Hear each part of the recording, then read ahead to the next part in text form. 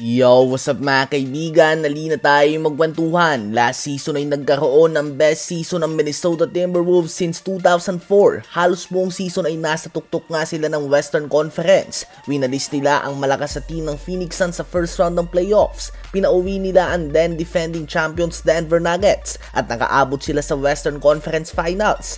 Tila ba paangat na nga ang team na ito? Ayon nga kay Anthony Edwards ay patikim pa lamang ang nakaraang season. Appetizer nga daw ito, subalit ngayon nga daw ay gusto na nilang makain ng buong meal.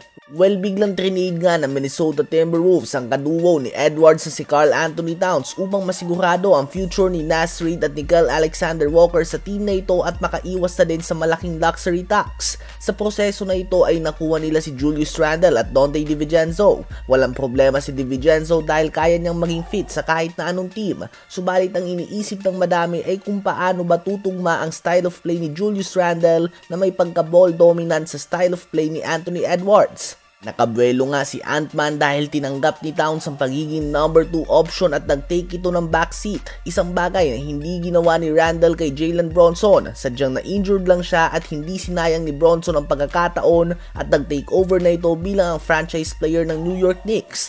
Andun nga yung tanong na kaya bang maging epektibo ni Randle sa style of play na hindi isolation heavy dahil walang duda na magaling siya.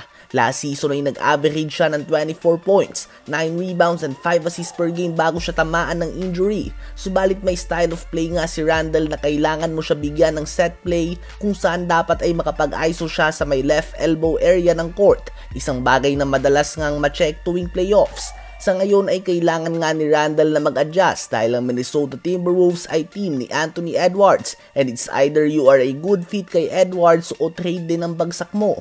Sa palagay nyo ba ay babagay ang laro ni Julius Randle sa Timberwolves? Habang ang former MVP Russell Westbrook naman ay good vibes lang nga ang dala sa kanyang bagong team na Denver Nuggets. Ito na nga ang ikalimang team sa huling 5 taon ng triple-double king ng NBA. Matindi ang binagsak ng mga stats si Westbrook. From averaging a triple-double noon, bubagsak nga ito ng matindi nang maging parte siya ng Los Angeles Lakers. Naging okay ito ng saglit sa Clippers. Ngunit nang dumating nga si James Harden sa team ay muli siyang nalagay sa corner bilang spot-up shooter, katulad sa Lakers noong kasama niya si LeBron James. Kaya naman sa isang interview ay sinabi ni Westbrook na nalagay siya sa posisyon kung saan pinaglalaro umano siya sa ibang posisyon sa kanyang mga previous team. Subalit ngayon nga daw ay hinahayaan siya ni Coach Mike Malone na gamitin ang kanyang bilis at maglaro sa transition at ito nga daw ang gusto niya.